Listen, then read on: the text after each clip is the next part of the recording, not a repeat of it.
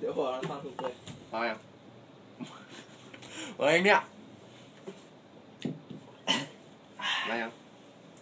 ถ่ายแล้วเนี่ยสวัสดีครับสวัสดีครับพวกผมไม่รู้เหมือนกันครับผมไม่รู้ครับวันนี้ก็มา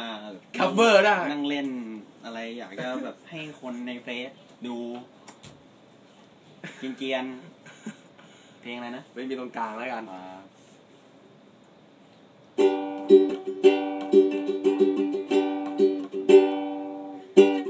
จะบอกอีกทีว่าฉันรักเธอจะบอกให้ฟังว่าฉันคนเธอความหมายของการมีชีวิตอยู่ก็รู้จักเธอไม่ใช่ใครที่เธอไม่เชื่อกันจะบอกอีกทีว่าความสำคัญเธอนั้นเป็นที่หนึ่งเหนือผู้ใดและไม่มีใครนอกจากเธออย่ากลัวกับคนที่เขามานินทาอย่ากลัวในแววตาฉันมีใครเชื่อในรักเราเชื่อในหัวใจที่ฉันให้เธอได้ไหมใครจะพยายามแทรกกลางระหว่างเรา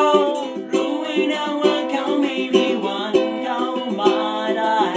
เธอไม่มีตรงกลางที่เหลือวางเพื่อใครเธอใจเรายังผูกกันใครจะพยายามยุยงให้สั่นคลอนรู้ไว้นะว่าครั้งฉันนอนหลับตาฝันเห็นแค่ภาพเรารักกันยาวนานจนถึงวันที่ฉันแต่งงานกับเธอ